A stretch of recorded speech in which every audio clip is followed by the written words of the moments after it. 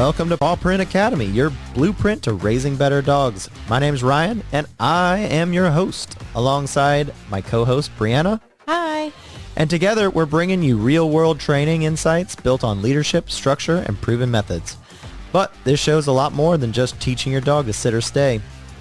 It's about building trust, creating calmness, and becoming the kind of leader that your dog truly needs. We do that with our 3-pillar method of trust, obey, and perform. Thanks for being here on this journey with us. Let's get started.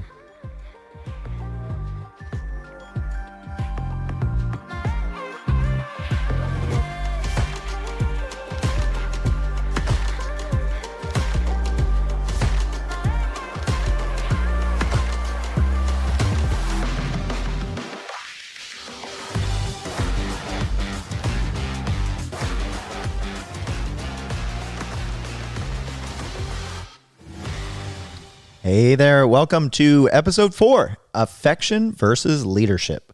How too much love creates chaos. Good evening, everybody. This is Ryan. I am joined today. We've got a full house in here. We've got Brianna on the mic. Hello. Hello. Now we have Brianna on the mic. Here I am. And we've got Melody. Hi. And we've also got Nick. How's it going? So tonight, Nick is our guest and our guest co-host tonight. He brings years and years of military working dog experience from a couple of different, I guess, like individual. Nick, you got to jump on the mic before I butcher this. Yeah, no worries. A lot of like individual areas within the military, right?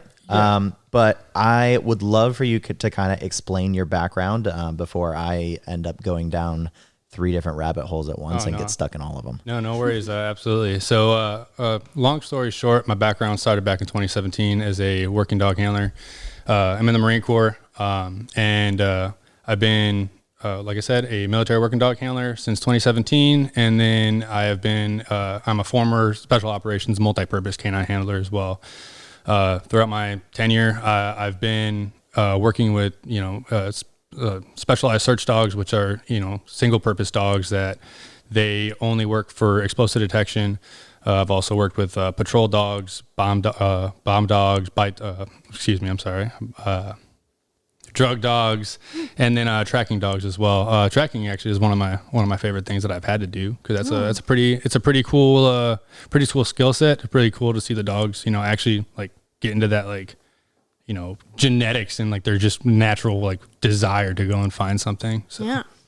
Awesome. Yep. So I'm going to try to kind of drive this forward, but really encompass, I want you to jump in, because there's a lot of these things. So we obviously focus on pet dogs, and a lot of the leadership and things that we try to cover in the in Paw Print Academy is really geared towards those pet dogs.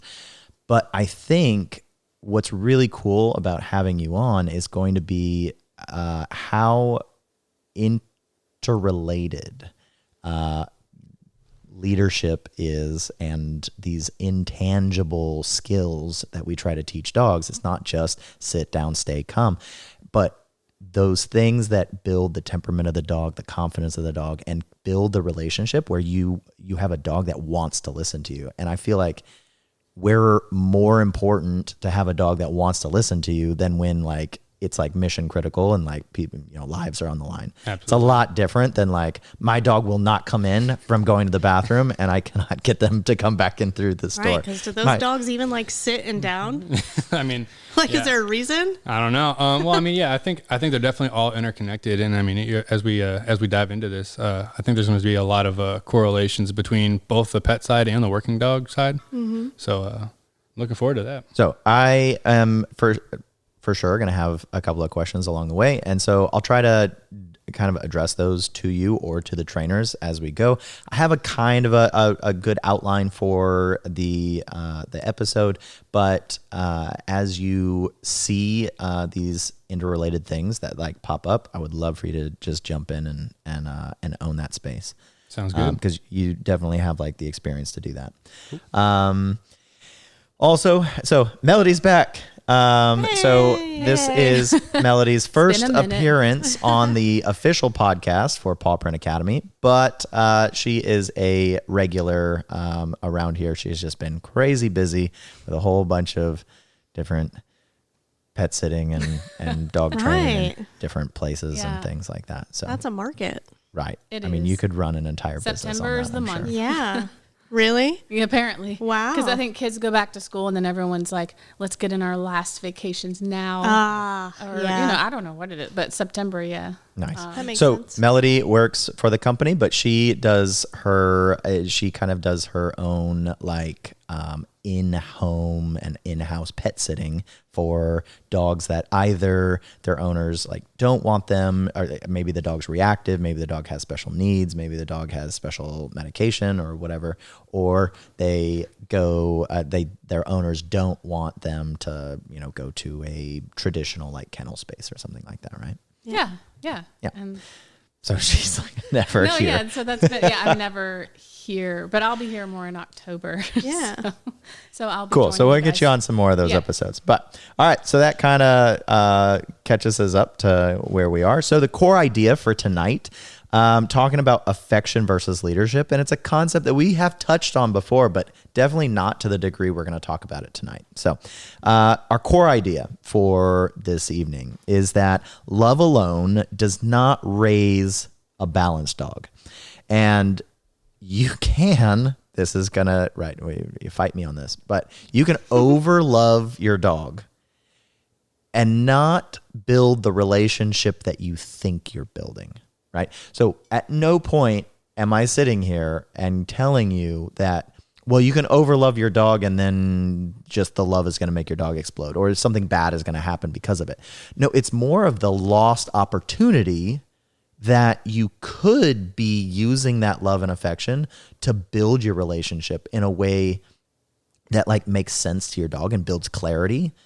And a lot of times when we use affection, how humans interact and how humans like to receive affection, dogs don't always respond to that in the same way, right? And so dogs aren't always going to get the same message out of that. Mm-hmm. And so without leadership, affection often ends up fueling this like byproduct, which turns into anxiety, let alone like entitlement. And then that kind of segues into just like chaos in the home. And that comes from this lack of this foundation. So tonight, we're going to talk about how we can still love our dogs and we can still throw affection at them and we can still flood them with affection. But if we just do a couple of things first and build off of that, then the affection amplifies our relationship with those dogs rather than detracts from it. Mm-hmm. All right. So, major point number one on my outline, I am going to try to keep myself reined in because I want to go down all these different rabbit holes. But affection without boundaries creates confusion. Now, with boundaries we've talked about before, and boundaries will always be those left and right limits that keep the dog knowing that and being confident that they can perform the way that is appropriate and in a way that you want them to, right? Without boundaries, the dog is just whiffing the baseball bat and whiffing at the ball. And maybe they hit a home run sometimes, maybe they get a single, and maybe they just strike out. And we want to try to build something that the dog can be confident in right from the get-go. And so with that, right, dogs need clarity more than they need constant praise or petting. I would assume, so before we really go down the trainer route with this, right, Nick, I want to ask you, so first of all, on the working dog side, like, do you guys even use affection? Is there affection that comes into play Absolutely. in this? Because I'm pretty sure that most people have in their heads that like, oh, a military working dog. No, you don't Like those are not, no. those are like It's X over the cuddle. no, yeah, it's absolutely true on that thought process. However, it is very it is quite contrary. In specific, my dog, he had, when I first got him, he had such a severe outing issue that, and he didn't really care for food. We even tried, withholding food for a little bit of time before we did, and we tried to use that as rewarding, or as a reward for him. And, he didn't really care for that.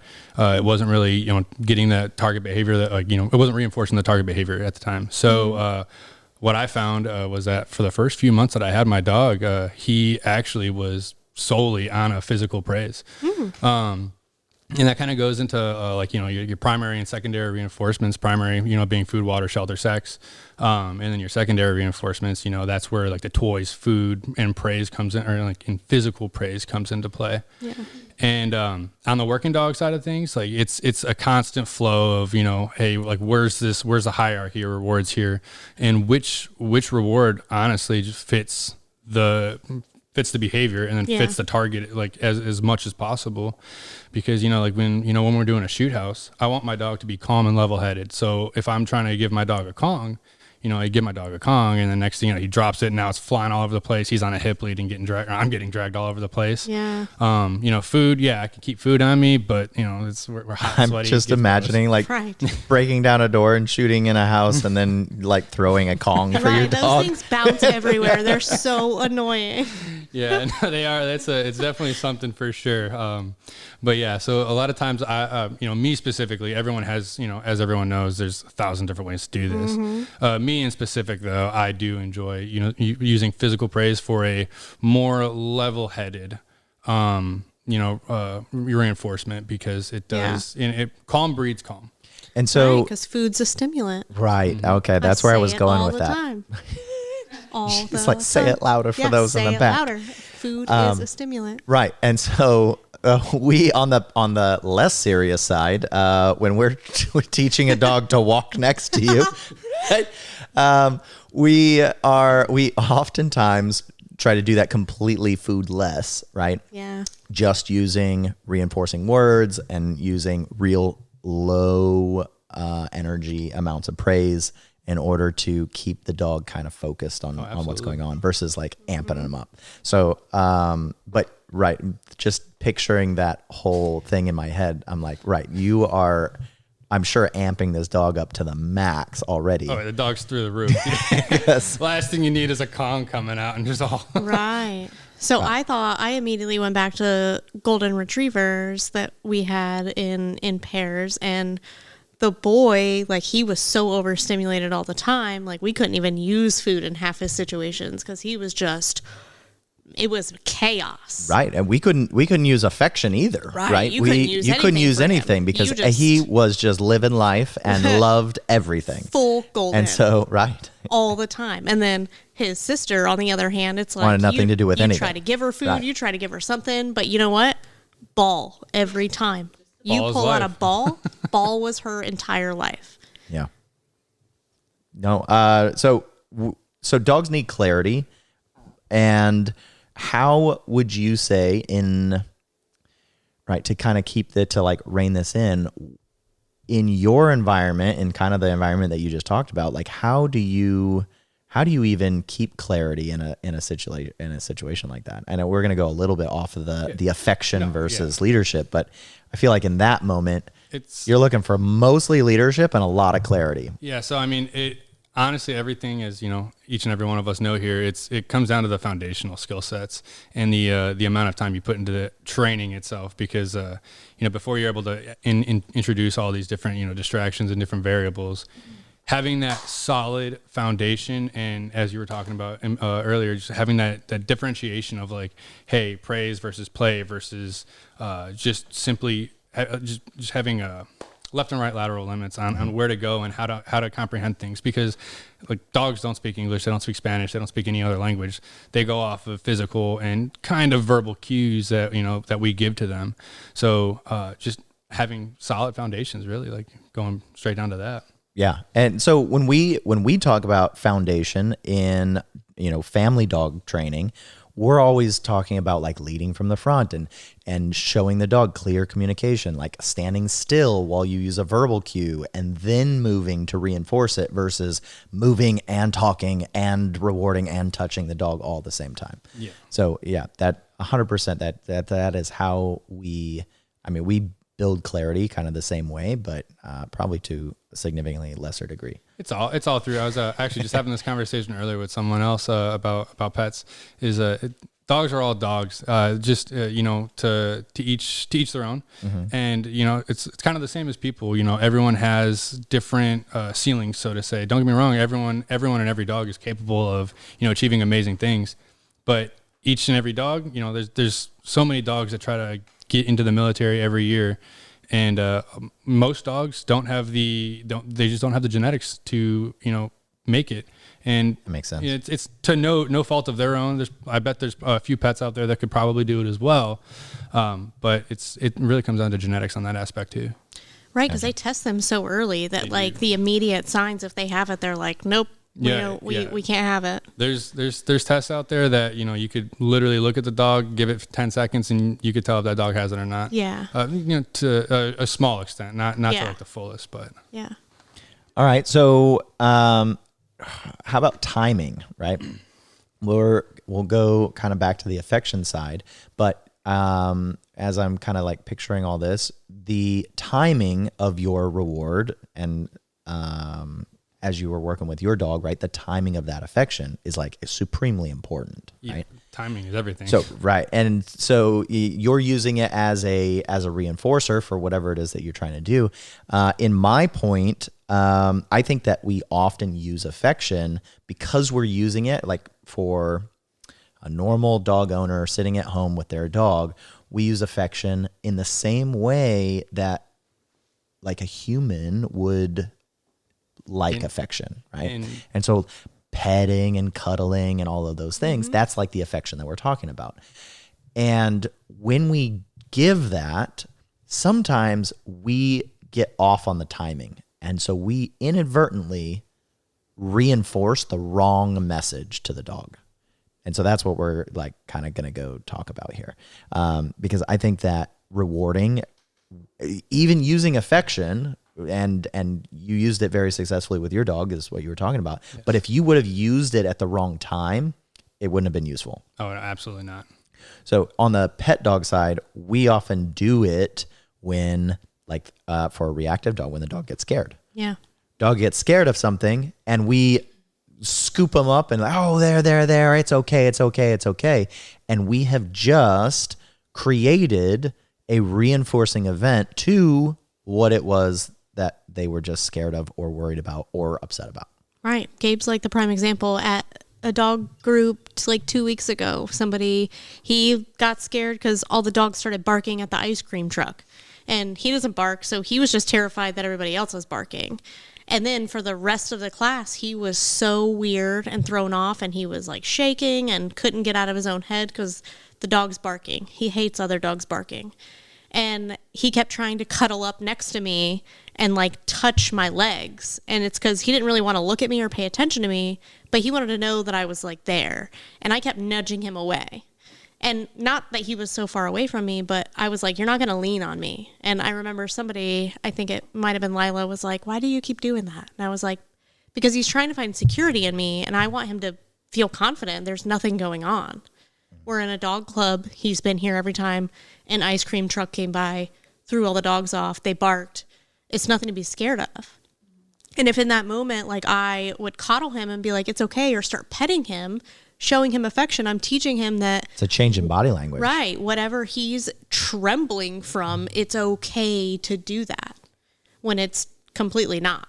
Yeah, exactly. I think I wasn't at this group session, but I definitely think, in situations like that, because, dealing with explosive breaching, a lot of times we could have some dogs that do get a little fearful from that. Right. So weird. Yeah. It's one of the things that we do try to, it sounds loud. We try to it's a bomb those going dogs. off. Yeah. No big deal. But one of the things that we do, though, is we do try to offer replacement behaviors in place of that. If they're shying away from it, try and just introduce something fun into the environment that's going to make that dog less reactive over that, you know, that negative stimulus, you know, just counter conditioning, whatever that, you know, negative thing is, whatever, you know, in this case, it's the dog's barking or the ice cream truck. I don't know why you'd be scared of an ice cream truck. Right. I love ice cream. He doesn't know what the song means. Yeah, I know.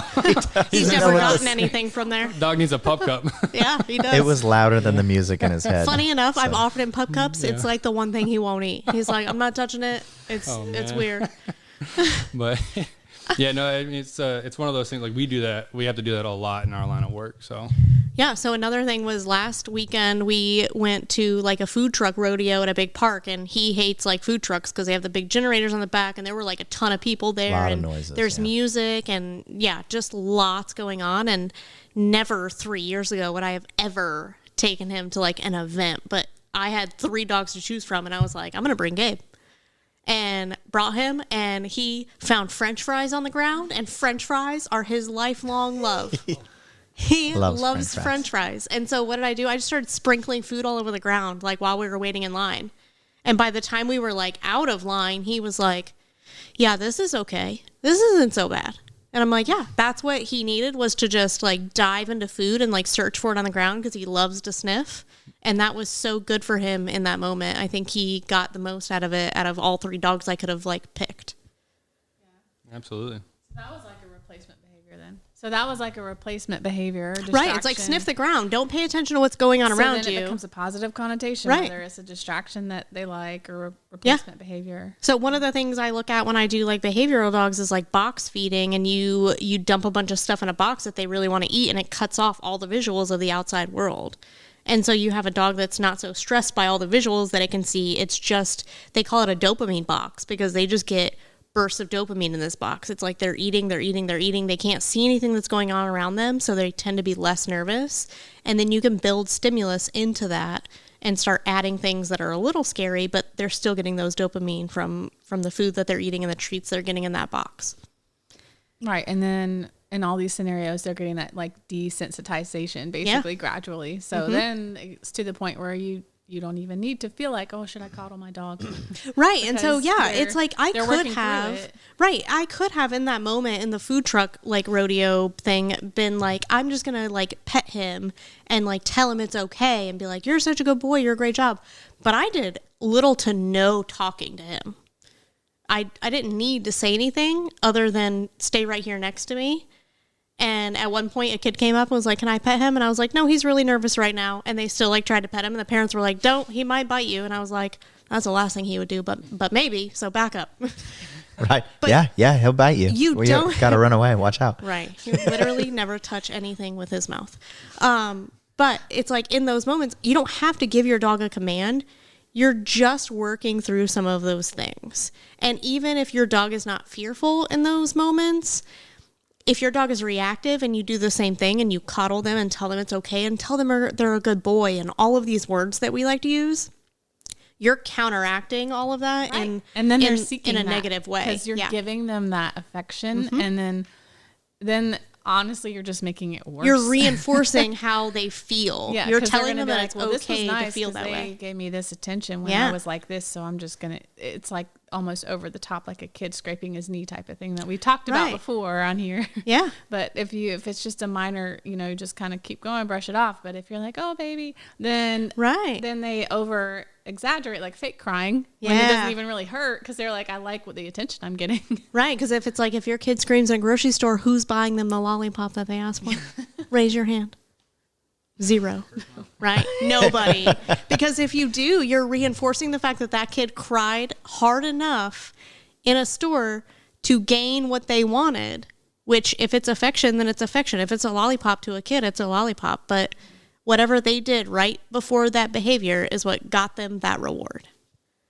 Right. And that, I love that you brought it all full circle right back to the affection. It took a long time. It took a little bit, but we got there. We went from reactivity back to,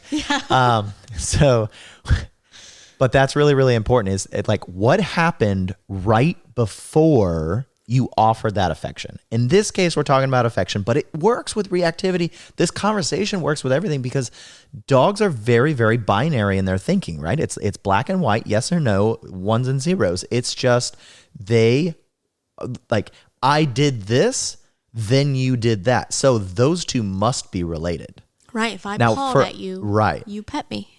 Right.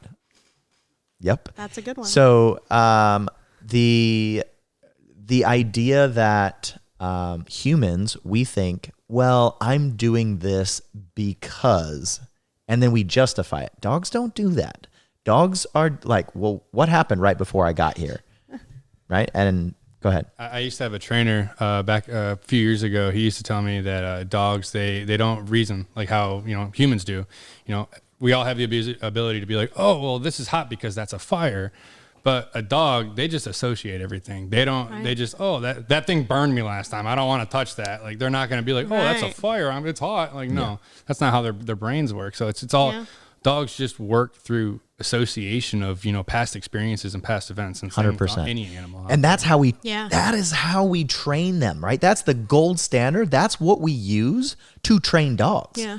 The fact that they are such associated like creatures. So we can take a dog and associate them to a word that means you did good and a word that means no, try again.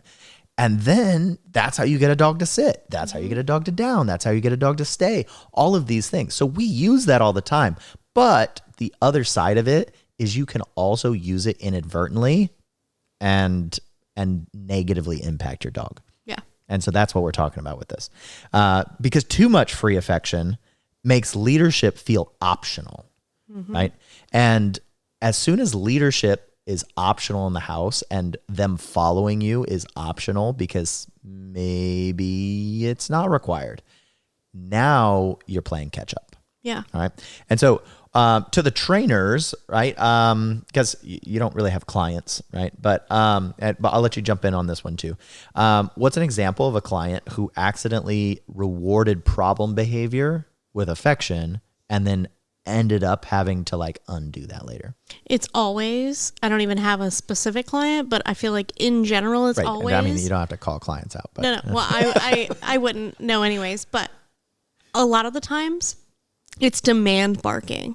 So a lot of clients don't understand that it's demand barking. They're like the client or the dog is communicating with me, right? They want something.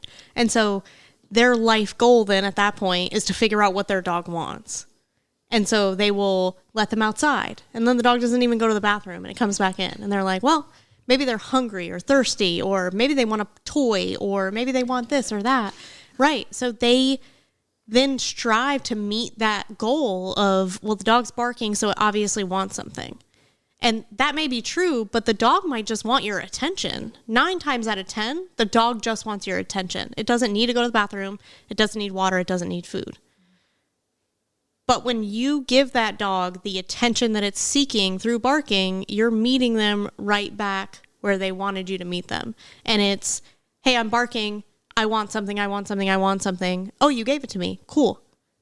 Now I'm going to do that every time. And then the dog builds in this pattern that we don't even realize. Just like with threshold manners, I am number 1 on threshold manners of when we open the door and the dog just runs out. We have no problem until it's like the front door, or we move and it's on a busy street, or we're in an apartment and they can't run out the front door. And those are the patterns that we build that we don't realize until it's just a little too late, and then it's like, oh, I have a problem. All right, so mine is really quick. It's the dog that jumps on you. Ooh. Every single time. Every time. Reason why a dog jumps on you and still jumps on you is because at some point in that dog's life, probably towards the beginning, someone was petting that dog when they jumped up on him. Because it was short. Because it was short and it was cute and it was little and it wasn't really a problem. But now they're 80 pounds and now it's kind of a problem. Now it's a problem. Now they're knocking down kids. Plowing into things. Yeah. No breaks. You got one, Melody? No. Because then I'm going to ask Nick. So not so much on the affection. I mean, it can be affection, but I'd be curious on the military side. Is there an example of a time where you worked with a dog that like started doing something? No, you're still up. But where you, an example of a dog that maybe you inadvertently reinforced and then you ended up with a behavior that you were like, what, where did this come from? Ooh, that's a solid question. So, but I want you to think about it while Melody answers. So, Well, my answer is quick because it was going to be the jumping one, and you probably know a scenario I was thinking of. But a lot of times people might they'll accept affection and a behavior within context, but they don't want it in another that's context. a good point. Right. That's a really good point. That's a good one. We, within that situation, was like, and the person knew, she immediately knew. She was like, yeah, I'm reinforcing the behavior that I'm asking y'all to help me correct. Yeah. Right. So in that situation, because it was okay here, but not okay we don't there. want It's her okay with to jump me, on but other not people. other people. Yeah, or whenever she wants. So, sometimes we would come up with a tailored plan, and you've done that with Nala with the, jumping up, Yeah, on his arm. So sometimes we'll do a tailored thing. What she's talking about, or just real quick so we can explain it. So I have a process to allow my Belgian Malinois to jump up and get affection from me, right? And so she is not allowed to, demand it. So she doesn't come up to me and just jump on me. But I can put her in a strict heel, a foos, right, is the command that we use for her. And she strict heels on the left side. And then I give her eye contact, and then I get focus, and then I put my arm out in front of me, and then I say, okay. And then she jumps up onto my arm with her two paws, and then I can wrap my arm around her and like hug her and stuff. But it's all done from the side, not from the front. It's all done by me asking for it, me demanding that behavior basically from her. And so it's not something that she can initiate. And so this is where that clarity comes in for the dog, so that they're not confused. Like, why am I allowed to do this similar jumping action with you, but not someone else? So that's perfect how you kind of, you made it in the details, and you controlling and initiating everything so that it is clear. And it's always to the the same process. It's always on the left side, always with eye contact, always with engagement. Then I offer the opportunity to do that, right? Yeah, super important. Nick, what you got? Yeah, that was a good question. I had to really think hard about that one, to be honest with you. Tune them off real quick. Yeah, I don't want to single anyone's dog out in the past. No names. You don't have to use names. I think one of the most common ones that we have is with just about every one of our male dogs is marking. Okay. And that comes like where it becomes problematic for us is, when we're doing detection lanes. Yeah. More so than not, it is more problematic, when you have more male dogs running after. But taking like for the trainingism, like, yes, that is where, you tell your dog to take a break, or you just take them on a walk, or, whatever the case may be.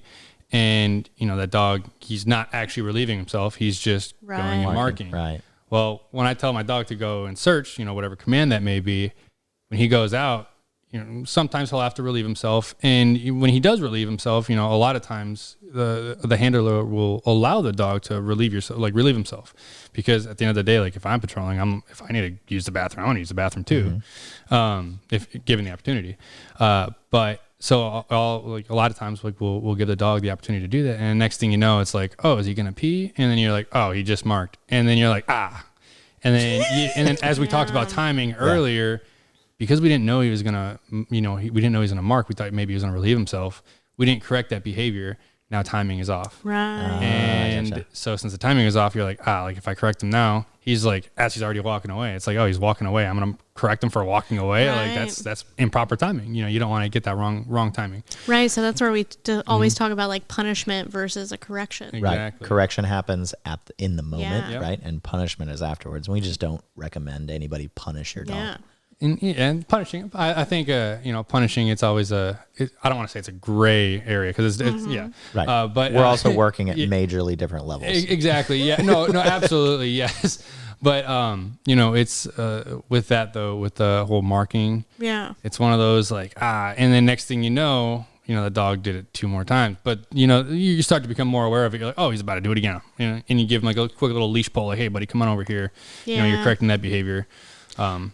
Right. We do have clients with pet dogs sometimes that have males, and they're like, on our walk, they stop 4, 5, 6, 7, 8, 9, 10 times. And it's like, cool. You get 3 for me, 3 max. And then we're walking. And if you stop, I'm still walking. So you know Absolutely. What? You're still coming with me. So you don't even have time to mark anymore. Yeah. Okay. So next question. How do you explain to owners that dogs don't see cuddles the same way that people do. Anyone want to jump on that one? So I always look at it as like, I always compare it to kids. So if you look at a kid that only gets affection and no structure, most of the time you have a kid that is unruly and does whatever they want until they get a consequence. When you have a kid that you build in structure with, the kid knows what to expect, and you see less of those unruly behaviors because they know what's going to come next. So for me, that's how I kind of always initiate the conversation in a comparable way. Because if you just compare it in a dog way, right, it's like everybody just wants to cuddle their dog. Like, that's why they bought the dog most of the time. It's because it was cute and it was soft and it was fluffy and it looked at them with these sparkly eyes. And kids don't always do that because they're tearing up your stuff. But the minute your dog tears up your stuff, you're probably going to kind of look at it the same way. And if you don't give that dog the structure that it needs, you can show it as much affection as you want, but it's still going to do whatever it wants to. Yeah, good point. Yeah, I think, and we're not saying like don't cuddle your dog. It's just more of, this is probably leading into some other things, but a huge piece of this affection, I believe, is just literally the word calm. Yeah. So when your dog is calm, give it affection, cuddle it.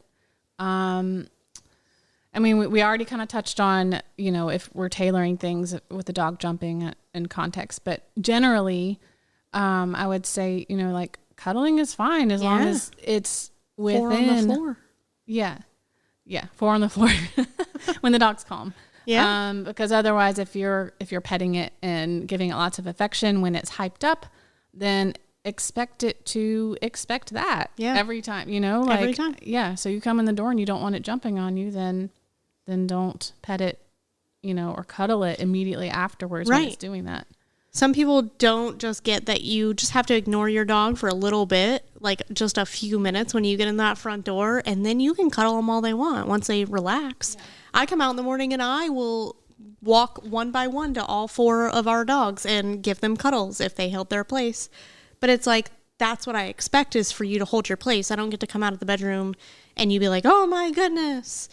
I want you to relax on your place, and then I will come one by one. But if you break from your place while I'm petting another dog, you have to go back, and you still don't get your pets yet. Yeah. You're the last one in line now. Absolutely. I think one of the big things to touch on for this too is, you know, it applies to both pets and for working dogs and any dog owner around, is the key term of anthropomorphism. Excuse me if I'm saying I love it the way. No, you said it exactly right. I've tried to say this word before. I don't think I've caught it on the podcast, but I'm going to try to avoid. Great job though. Yeah, keep going. That word is a mouthful. I mess it up every time. But for those of you listening that don't know exactly what anthropomorphism is it is the the ideals that animals have, humanistic features and thoughts.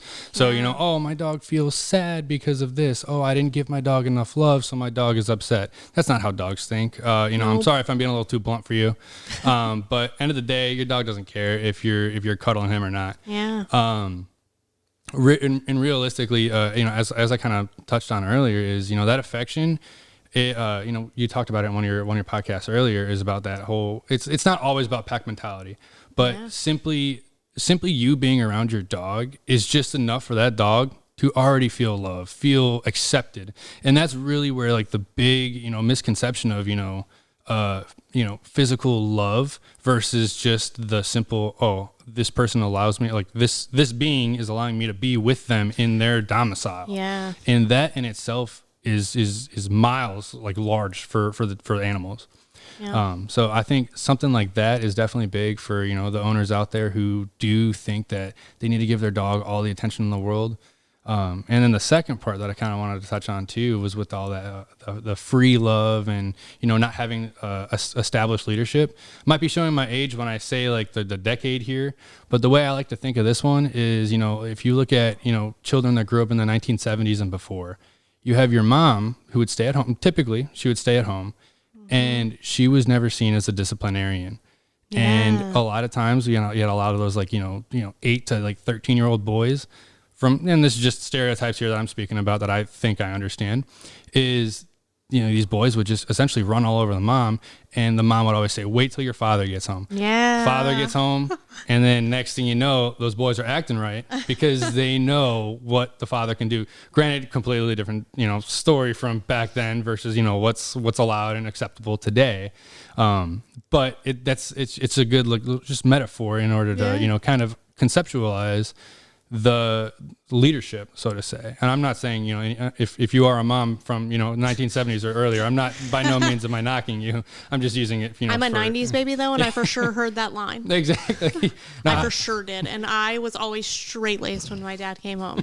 I was like, no, I'm not messing with him. So to tie it in with this next point, and I'm going to try to keep this, we really strive to get into that 1 hour time block, but we're covering a lot of really good information that I want. So it's not a problem if we go over a little bit.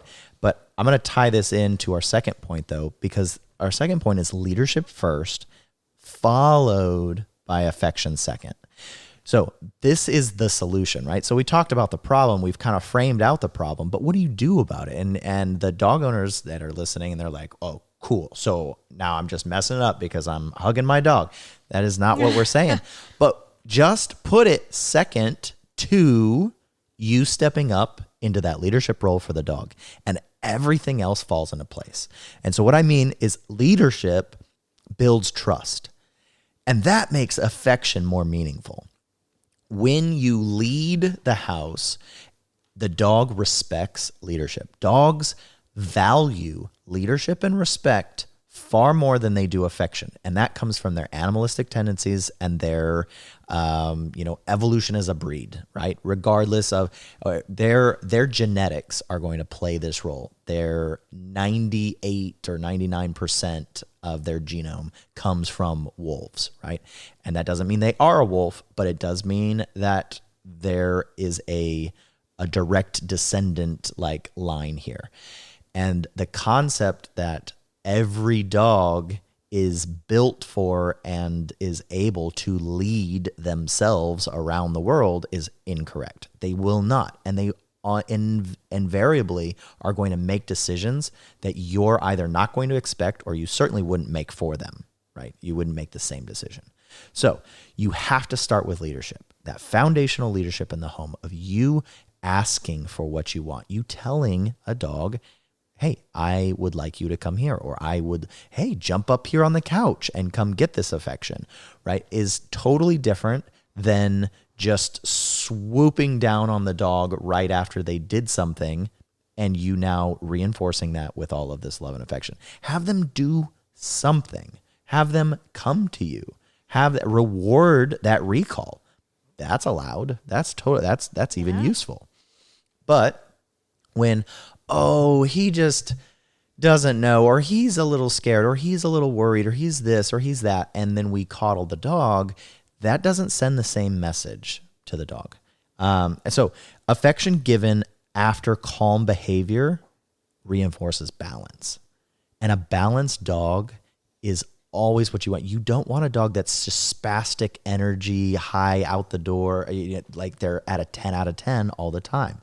I talk about how I tell clients all the time that a dog that is at a 10 out of 10 doesn't listen no matter what training they have. They cannot physically listen at a 10 out of 10.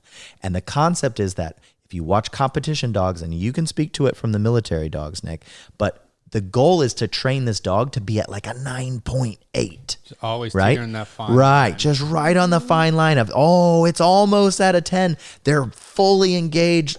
They're so excited. They're whatever. They're like ready to bite, ready to react, but they're not at a 10.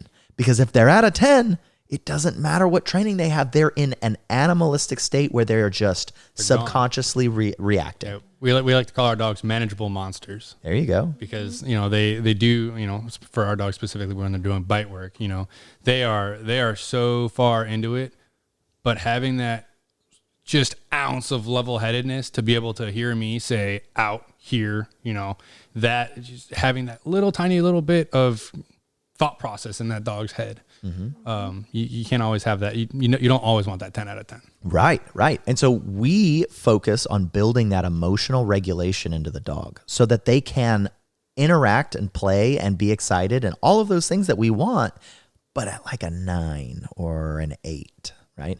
Because that way we have a little bit of headroom on that, right? We can go up just a little bit. A great example to relate like your bite work to the pet dog is a dog who's like got the zoomies. Yeah. Right. And they are at a 10 and they are zooming around the house and they're so excited. And this is the best day of their life. And it's so much fun. And right as that's happening, right as they're in the middle of that zoom, 9 times out of 10, most owners will be like, yeah, they don't listen at that moment. Right. How could they? They haven't been taught. So we can teach the dog that calmness. We can reinforce the calmness. We can use the affection, in this case, relating it back, we use the affection to reinforce calmness. The dog will always be able to go back up. But teaching the dog to come down is really, really important. And so we want to use affection like to align with our goals for the dog. You can cuddle your dog, but do it when the dog is calm. Do it when the dog is paying attention. Do it when the dog gives you engagement. All of those things. So now you're using affection as a tool in the house and you're cuddling your dog. You can do both. All right.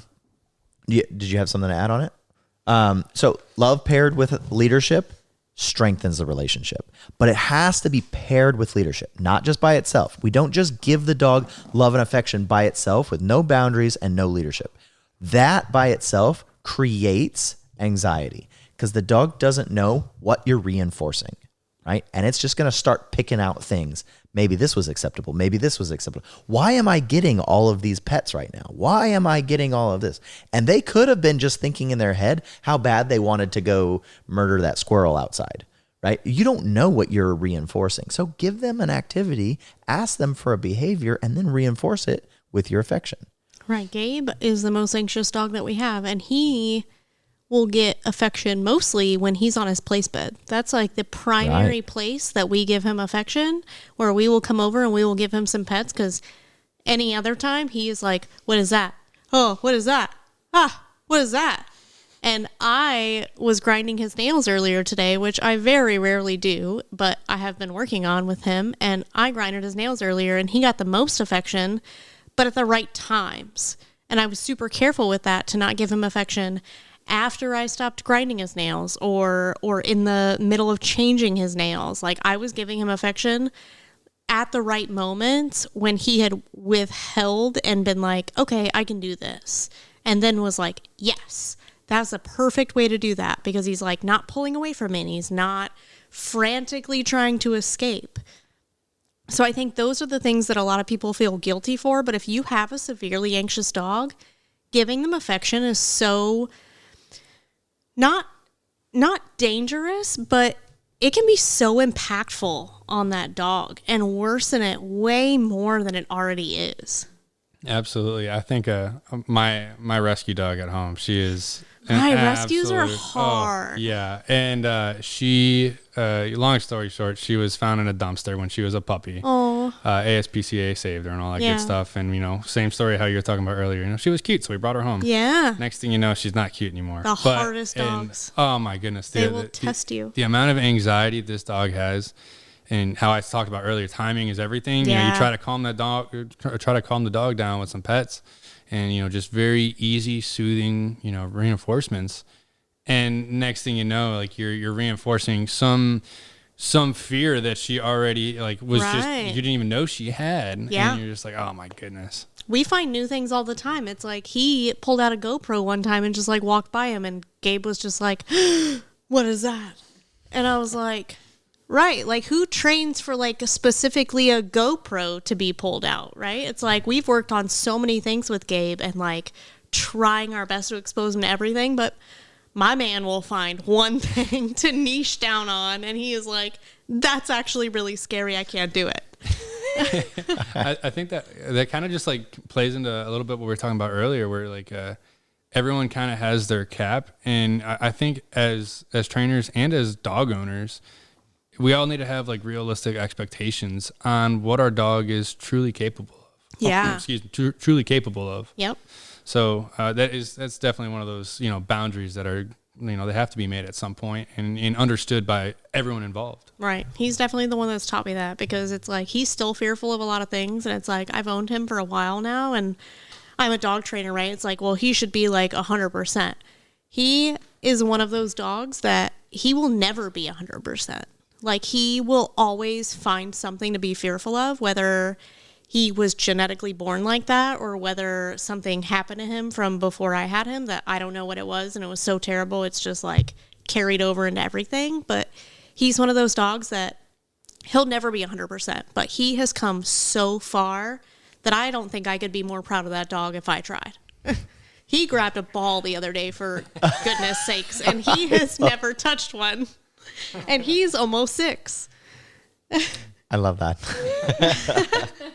All right. So I'm going to take a quick break here and open it up for questions. So one of the things that I realized that as we go on this podcast journey, we're getting better at certain things, and I need to continue to get better at other things. One thing we didn't cover at the beginning is how this podcast is structured differently, and I didn't explain that we have live clients on the line that are listening, because this is a group pack leadership call that we do on a weekly basis for our clients. And they have been patiently kind of waiting in the background, but we're at like the 50-minute mark. And I really want to give anybody who has a question an opportunity to ask, whether it's to the trainers or to Nick with his background on the military side. You guys are free to ask whatever comes to mind.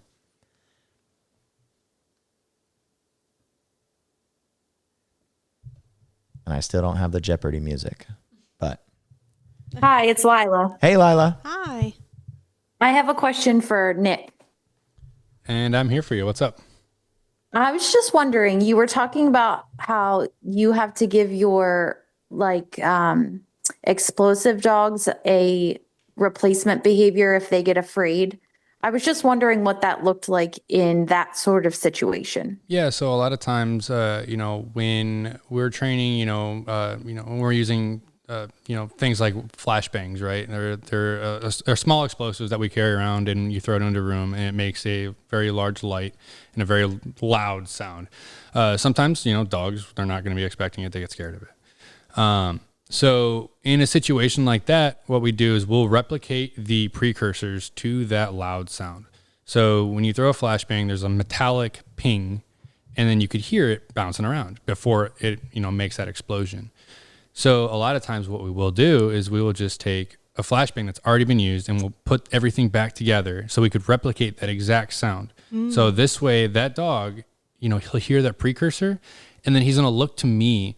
And this is where we come in, as when we're doing these dry runs with them, we'll throw that flashbang, and we'll tell the dog, hey, sit, hey, down, hey, do whatever I want you to do. And then when he does that, you make it like, hey, like, good job, buddy. You give him a toy in that situation when you're doing your practice runs. But then when you're doing the real thing, that's where that physical praise comes in, because you're doing the real thing at this point. I have my hand that's right next to his head. Sometimes I'll try to give him a little, I'll cover his ears a little bit, and then I'll give him, once that explosion goes off, if he gets a little startled, I'll just give him a little pet, hey, it's all right, and put him back in that position of the sit or the down, whichever one I want him to be in, and then we move from there. It's so you give the dog a job. Exactly, yes. Right. So like Brianna's, that I've had a few people already call out Brianna's favorite thing to talk about on the podcast is her threshold work. Right. My favorite thing through the door. It's not my favorite at all. Right.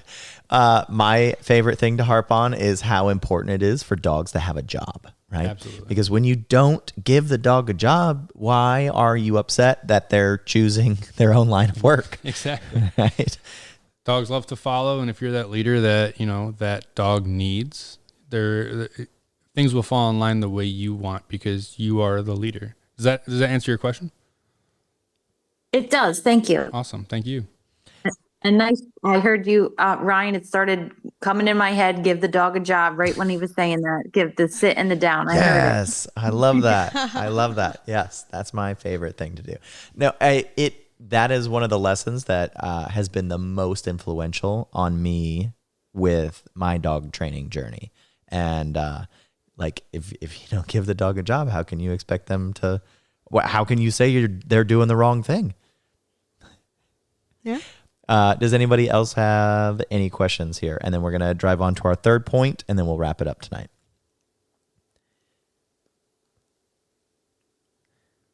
The silence is deafening. It's okay. We can move on. All right. We're going to move on to point number 3.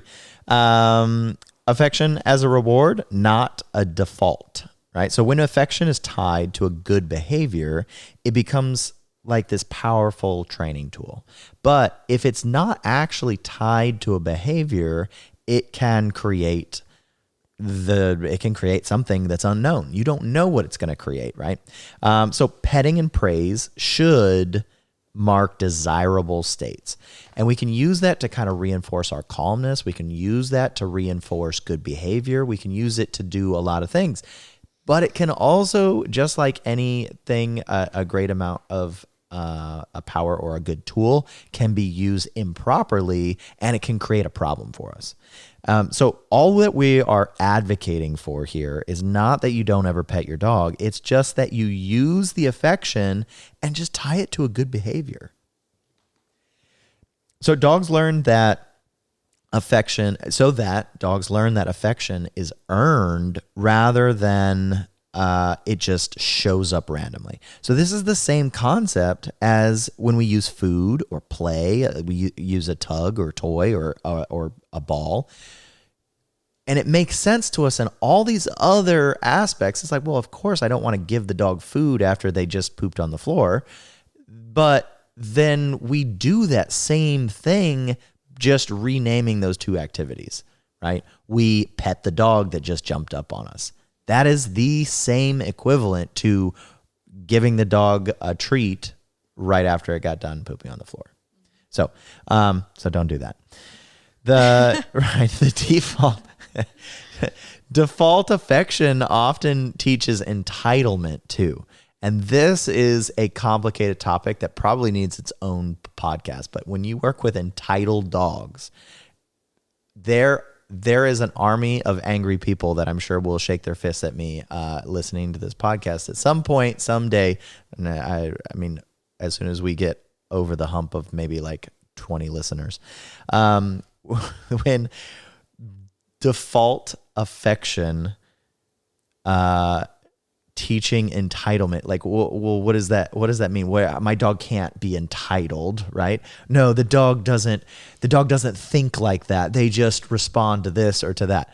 That is not what my experience tells me. And I would love, Nick, you are a subject matter expert with well over a decade of experience on the highest level, like the highest trained dogs that the military has, and like in the special operations community. What is your take on entitled dogs? My dog is a perfect example of it. He's now retired. He is entitled to the sense of he now gets pets now that he is, I don't want to say just free pets whenever, but in his retirement, he has learned from a variety of people that if he just goes up to them and nudges them, he's getting all the pets he wants. And that to me is one of the most, to me, this is just my own personal opinion, I hate that. I absolutely hate it. Nala does it. I hate it too. and you know, my dog, he's by no means a weak dog. Like, he is like 60 pounds of pure muscle.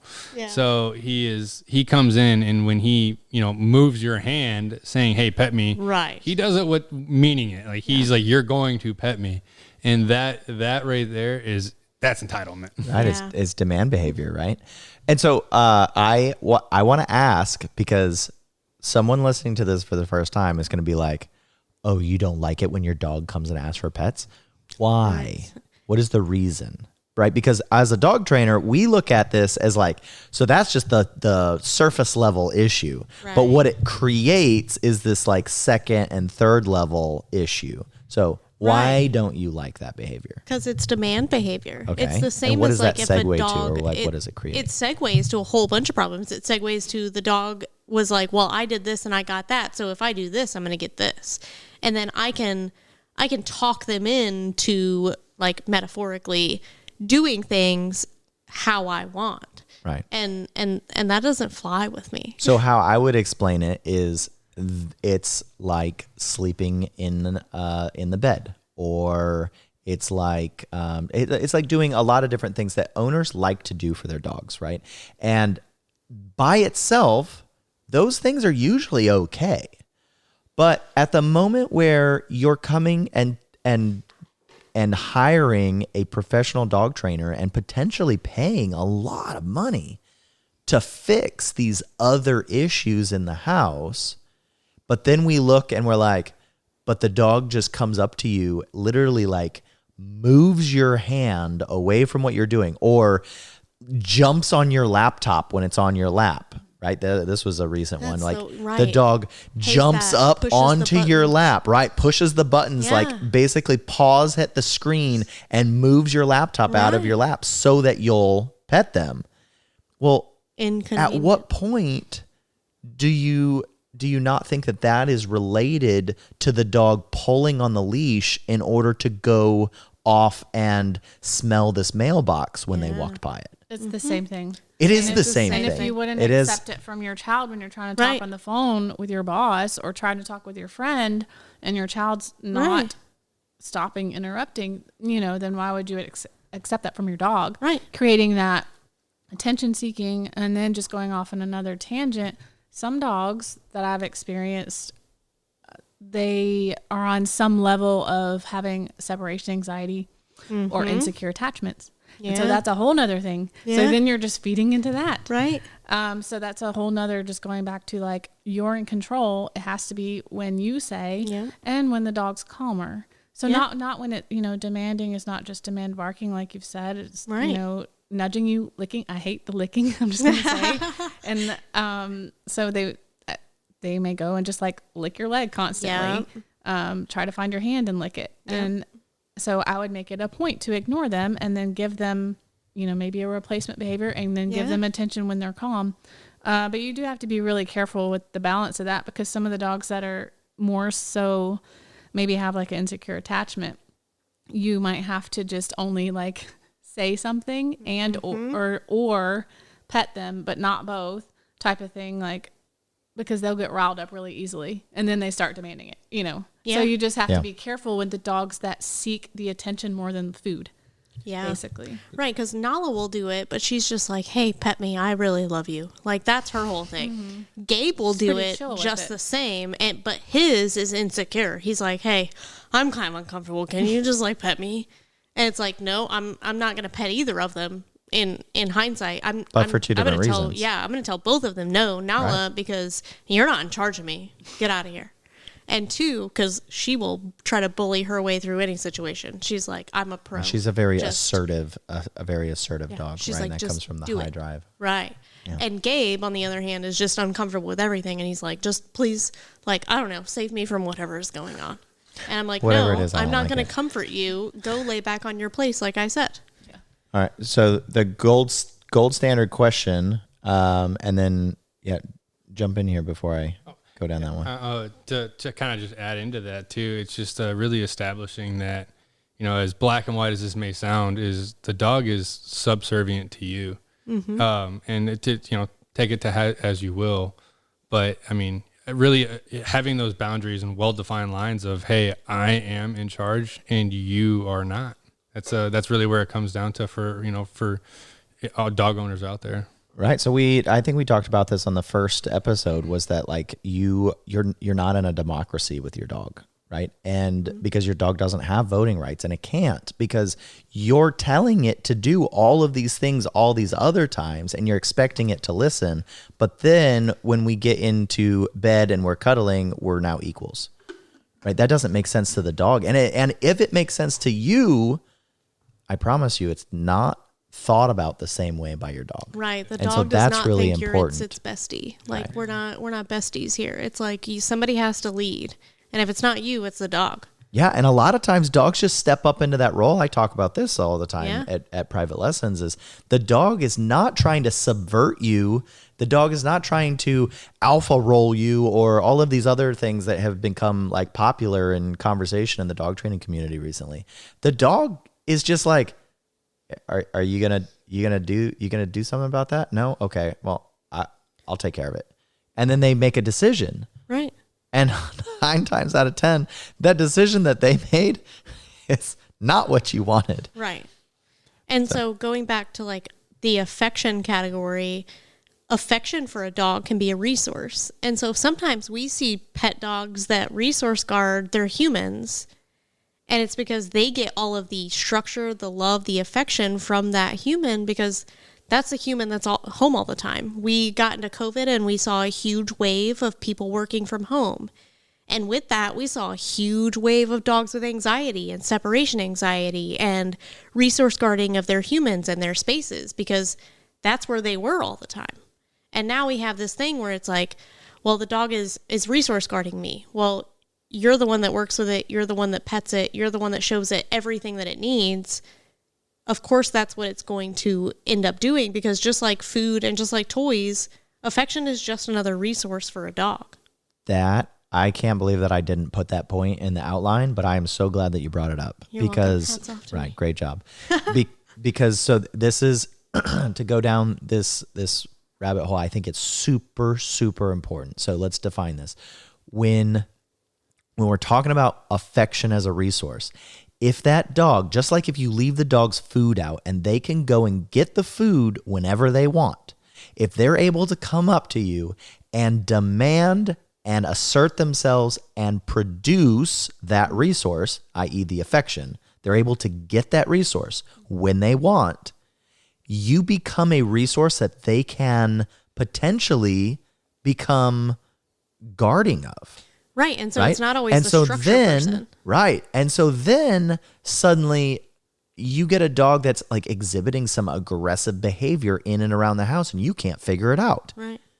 But if you start to really dial those in, you start to figure out, oh, well, when I go and give, maybe the affection is to the wife or to the husband or either one, but then the husband and wife go and embrace, and suddenly the dog is like having a fit. Right. Because they're getting this contact affection that the dog sees as, hey, that's mine. Yeah. Right. That's a really, really good point. I can't believe that I missed it. So good job. Behavioral here. Right. Resource guarding. It can create resource guarding. All right. So now the golden question. How do you teach clients to use affection strategically? And I would love for, even though you don't have clients, I'd love for you to weigh in on that because like this is like, so what do we do? What would we have people do? So we've said this before, which is just a simple concept to remember is first this, then this. It's very simple, not giving the dog affection until it's done what you've expected of it to do. Mm-hmm. And also not giving it affection when it's overstimulated, overreactive, hyped up, whatever, when it's calmer. So yeah, just basics, literally first this, then this. Nice.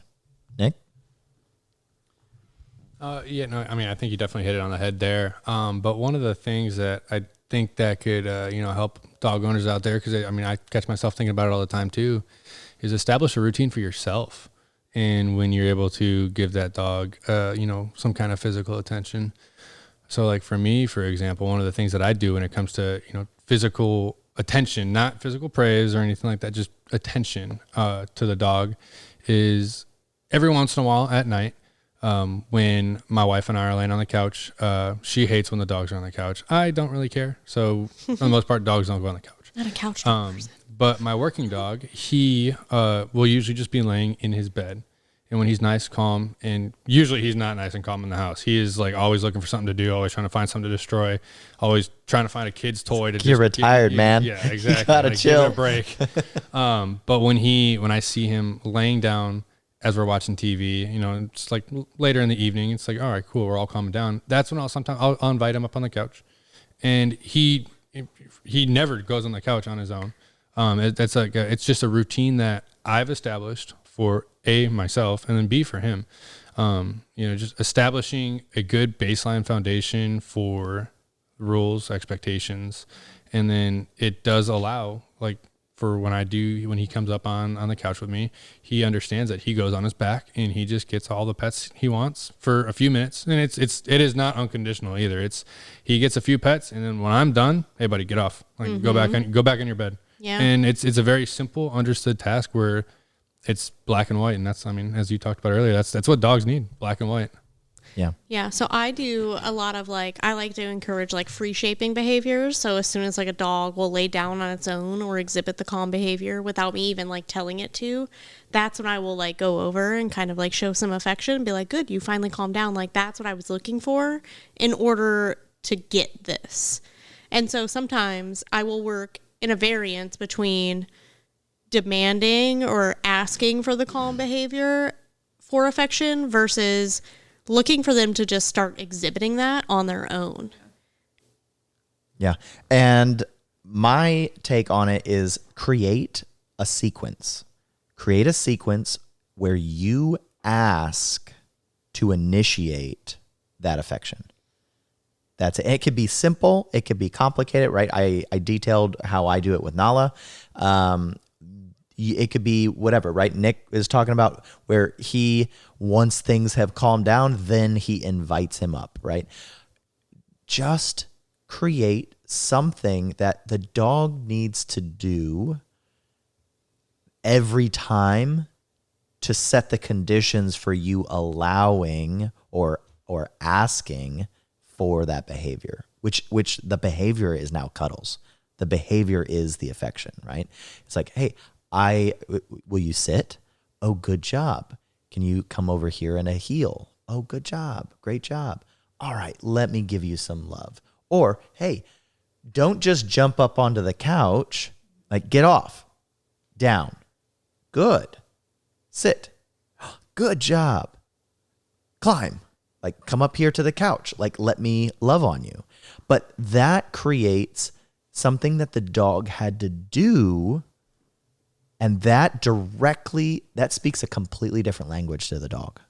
Instead of the dog getting it because they wanted it, they did something and they were rewarded for it. And then they still got that affection. You still built that relationship, but you showed leadership at the very beginning. I think it's really, really important. That should be kind of the way forward on that. Yeah. All right. Last one. So what's an hour? I kind of already answered this one. What is an everyday routine where affection can be used? So let's talk about where affection should be limited until after calm behavior. And we kind of alluded to that, right? But I think threshold, I think when you walk in the door is probably the biggest one, right? If anyone else has one, they can jump in. But I know Brianna's all about, go for it. Yeah, I don't ever do anything involving a crate that has anything to do with more than a calm behavior. Even if it's letting them out of the crate specifically, because a lot of people, it's just thresholds, right? It's when somebody lets a dog out of a crate, they're so excited. But why are you excited? Because you're going to breed excitement into that dog. And then it's just going to encourage the dog that busting out of that crate is the best thing that could have been a part of it. And then you're rewarding them just busting out of that door, just like thresholds. Right. And so my example was going to be, I walk in the door from a long day at work. If the dogs are already out or maybe that's where they are, they just kind of mill about during the day, and they're going to be excited to see you. There's no turning that off. You want your dogs to be excited to see you. That's usually something that's good that owners usually like. But how they swarm you or come up and jump on you or try to demand that behavior because they're like, oh my gosh, I'm so excited that you're here. That is where I would prohibit reinforcing that event with affection until calmness has ensued. At the point where calmness has ensued, or hey, go to your place. Hey, relax. Hey, why don't you lay down? Chill out, relax. And then reward with that affection. Right. So with the crate, it's like when we come in the house, the doorbell goes off and the dogs are automatically like, somebody's home. And if we let the doorbell go off and every time we just went to go let the dogs out immediately, that's their new signal that they should get stoked because somebody's there to let them out. And it's the sound of the opening and closing of the doorbell. Yeah. And instead, I encourage you, just leave the dog there for a little bit. Let them relax from that heightened state of, oh, mom or dad is home. Somebody's home to let me out. And just wait until they're relaxed and then go let them out. So come home and do something first. Yeah. And the only other time I can really think that's a big one is maybe just transitions from like playtime. You'll tell them to break. Yeah. Because that could so easily just bleed into you come inside and then they're doing zoomies inside the house or they're bringing their toy inside the house. Right, yeah. So just being careful with those transitions like playtime when they're already hyped up. Having a clear, definitive cues and routine where like we're done with this now and now we're back onto... you listen and we're not doing the affection now. Yep. Yeah. Love that. All right. So we're going to finish this up with our 2 projects. So every podcast, I come up with 2 listener projects. Listener project number 1 today is the calm petting rule. So only pet your dog when they're calm and neutral, not when they're excited, not when they're crazy. And if you reach down and you pet your dog and then they go wild and crazy, maybe decide if you're okay with moving forward with this plan and just pull back your affection just temporarily, let everything calm down, and then give it back. All right. But if you continue to reward as they ramp up, they're at a 5, you started petting them, and then they're at a 6 and a 7 and an 8 and a 9. You're not doing them any favors by continuing that process. It might be fun to watch them be super excited, but remember that an excited dog is not necessarily a happy dog. A happy dog is not an excited dog. That is a different frame of mind for dogs. So it doesn't do us any good to ramp them all the way up to 10 because nothing good is going to come from that. If they jump, they paw, they whine for attention, just ignore them until they settle. And then mark that calmness. We use yes to mark that calmness and then provide the affection. Project number 2, earned affection. Just pick a daily routine like feeding, going outside, coming out of the kennel, whatever it is, and require a sit or a down before offering your affection. The exact same way that we would do with food, a treat, a toy, any other condition reinforcer. But use the affection. Pair calm compliance with petting or praise to make the affection the reward. All right, so that is going to wrap up those 2 projects. The last little piece of this is I'm going to open it up real quick one more time for questions. If you guys have a question over anything that we talked about, any of the live listeners tonight, go ahead and get your questions in now. Go ahead and unmute and just talk right over me. I'm just going to kind of fill the silence here. If the question is related to Nick, just kind of direct it right to Nick.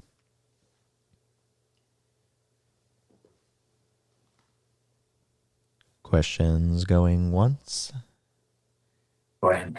I think Cliff had a question. Hey, Cliff, how are you? how you doing? Good. Okay. I don't have a question for Nick, but I do appreciate all of his service in the military and his training. Thank you. I appreciate the support.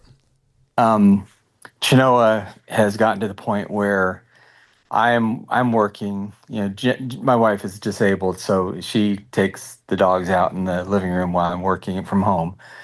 But if I leave the door open, Chinoa's gotten in the habit, and I don't think this was anything we ever really addressed, but she's doing that where she jumps on me and wants the attention. I'm trying to work, just every topic you brought up tonight, and she just wants me to pet her or touch her or something, and I'm like, I need 2 hands to type on this keyboard.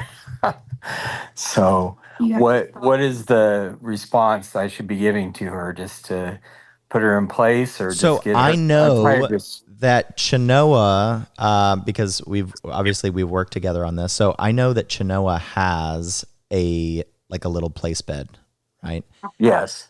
I would move that in with you, like to the same room, so that she can see you, but not necessarily be on top of you.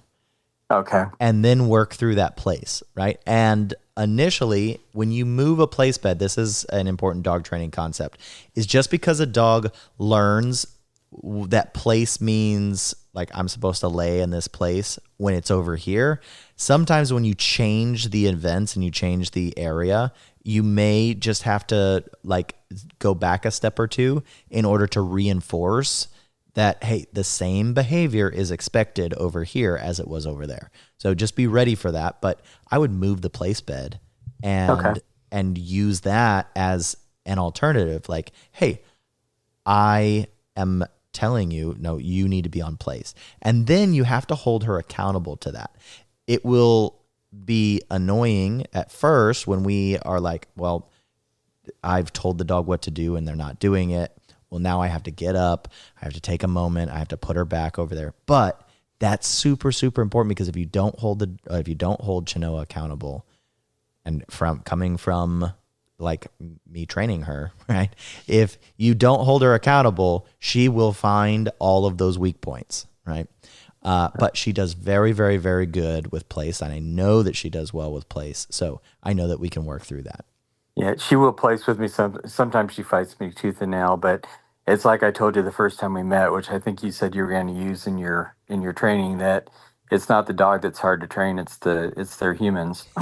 Sometimes. So, She does good place for me when I need her to. yeah, she has her moments, but the other situation is we have had the flu bug run through our house, and of course we have a very energetic 8-month-old bulldog, and we both needed to. I mean, I don't think I woke up for more than an hour on Saturday and Sunday. Oh my goodness. And it was just very hard to, you still have to, obviously they still need you. So sick or not, you've got to still provide. So is there, I mean, I felt bad just kind of leaving her in the kennel for longer than usual, but obviously this isn't going to be it shouldn't be a big issue, should it have been? Or just... I don't think that it's a big issue to intermittently leave a dog in a kennel longer than you normally do. And I know that you're not leaving her in there for like 12 or 14 hours at a time either. So, but I think that it is, I mean, did she have an accident in the crate? No. Right. So, I mean, she did great. She does. Unless she has been sick to her stomach, she has a very sensitive. I know. So I won't let her have anything else except for her kibble and the few types of treats that we allow her to have. Yep. Because she has a very sensitive stomach, and she gets anything else, and she will just boom. It's a nightmare, and I definitely didn't want that during being sick. Yeah. No, I wouldn't do anything different. Here's the thing, like what you do regularly and consistently impacts the dog's learning process. What you do once in a while has a significantly less of an effect. And so at the end of the day, you're not doing those things you're not leaving them in the kennel for a long time because you wanted to. Like you literally have a health issue, right? Like, and right. She survived. She's still fed. She still has water. She's still doing great.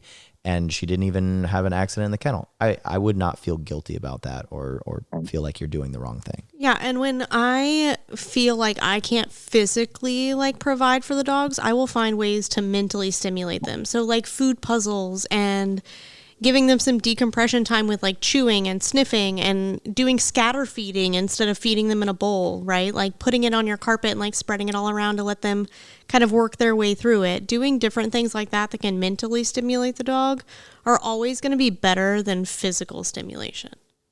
Okay. I did have a one other question in regards to the potty training. Yeah. I know this first incident was my own fault, but We get up at 6:30 in the morning, and I let her out. Usually 6:30 to 7, and she's outside parking. Um, we so I let her out. I find that I need to go stand out there to watch her, but this one morning I made a mistake. And I just let her in and I fed her. We gave her a slow feeder now, so she's not just gobbling it all down. And so she came back in, and I went to work, and I was sitting there, and she was kind of sitting by me. And then all of a sudden she was gone. And Jen, of course, was sick, so I was, trying to let her rest. And then she came in and it was gone, and I just had this feeling like something's going down. And she had peed on the floor. My only saving grace is she usually likes to pee on the carpet. She peed on the linoleum, so I was very thankful for that. Um, and then, I of course cleaned it up, put her outside. Just, I didn't raise my voice at her. I just, she knew she had done wrong. And so then I brought her back in, and we had a little time with her, and then I went back to work, and same thing. She was there, and all of a sudden she was gone, and she came back in here and pooped. But she's like going to the back door because that's where she knows she needs to go out. But she's not letting me know that she needs to go out there. I know you guys had talked about, well, we need to give her time that she goes out. So these were very unexpected things. But my only saving grace is she did it on the linoleum instead of the carpet. I gotcha. So we address that in three ways. So one, we let dogs out on a kind of a cyclical basis of a certain amount of time that we are confident that a dog is able to hold it. Number two, when we're not able to really like focus on the dog, we usually have a dog in place or in a crate. By that level of confinement can be kind of variant, but that allows us to then focus on what we're doing versus letting the dog, especially an 8-month-old puppy, who is going to inevitably make or get into trouble, right? Make a decision that you don't want or make a mistake. And then the third thing is that just dogs in general will once in a while make a mistake, right? Or they'll do something wrong and be like, whoops, right? And like pee or poop in their kennel. And then they're like standing it and they're like, oh, well, that was dumb. I shouldn't have done that. But that is also how they learn, right? As long as you're not creating a trend, as long as we're not creating a trend or seeing a continuation of that behavior, I don't put a lot of weight behind it. At the point where she's continuing to do this, well, now you got to ask yourself, is my structure in place and am I adhering to it and holding her accountable with that structure? Right. And I think that's I feel like wrapping back to the first question is that putting that place, if I'd had her there on a place and not allowed her to get off, then she would have notified me, hey, I really need to go outside. Right. So we have dogs that there's a syndrome, right? It's called like dirty dog syndrome, where a dog will just use the bathroom like in its space, which dogs don't typically do. And one way around that and to fix that after like modifying other things is to put them in a position where they don't have that option. So it's putting them into a down in their kennel or on a place bed or something like that, so that then you really know if there's a situation involved of where you need to let them out to the bathroom or whether they're just getting up so that they can cause a ruckus and do things, right? So that would be one of like my top solutions is put her on a place bed and put her in a down. And if she breaks it down, it's like you just keep putting her back into the down. And if you feel or know that she needs to go to the bathroom and it's been a long enough time or she's consumed an extra amount of food or water, then take her out on a leash, let her go to the bathroom. But if she doesn't go, it's not an option of playing. It's an option of going to the bathroom. And if you're not going to go, we're going back inside and we're going to lay back down on the place bed. Right. Okay. And then, and also, when they're in place that they start whining, do we just ignore that for the most part, unless it's a continue, Kid trying or just like you'd said earlier, it's just the kid trying to get attention. Yeah. Right. Yeah. If for she sure. starts Okay. whining and that you're good, if she starts whining, you have the opportunity right now while things are fresh to just ignore that and not react to it. If you do react to it and you do give her that engagement, you're going to reinforce the fact that she can whine and at least get your attention, even if it's negative. Right. That's what I always say is negative attention is still attention to a dog. Right. She's trying to do that, but trying to get your attention and engagement. And that's why she's like trying to, get your hand or whatever away from the laptop. Right. And our whole routine between, of course, all the travel we did this summer and then since we've been back from Tennessee, it's just been illness, and our whole routine's been off. She hasn't had her walks or anything, and then she developed a sore on her neck from her collar, I guess, got too tight and got punctured in there. So we've had to take that off. Definitely loosen that up because you don't want that. And then just I would get her right back on that schedule. The faster you get her back on that schedule, I know you guys have been sick. The faster you do that, the faster like things are going to return back to normal. She definitely needs that exercise because she's a puppy too. Well, I appreciate all your guys' help. I'm still waiting for those human classes where you can have the humans come and stay for 3 weeks to learn what they're supposed to do. All right, I gotcha. Thanks, Cliff. Thanks for the question. Thank you. Anybody else have a question for us tonight before we wrap it up?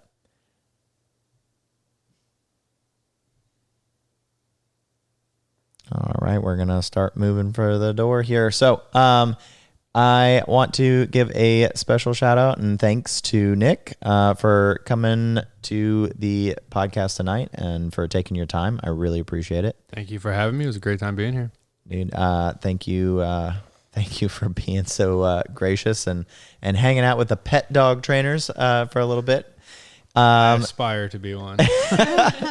Melody, thanks for showing your face back in the general neighborhood. It was great to be back. Thank you for having me. I appreciate you being here. So for wrapping it up tonight, I really appreciate everybody tuning in. If you get a chance, I would love to hear about like how we're doing and what we can do better. If you got a comment or a concern, drop it in whatever way you're listening to this later. I'd also love, I think we're up to like 25 podcast listeners. I'd love to have a review at some point. Let us know how we're doing. If we need to change things, we'll do our best. It's a work in progress, but we're here for it. Thanks for tuning in to Popper and Academy. Good night. Good night. Good night. Good night.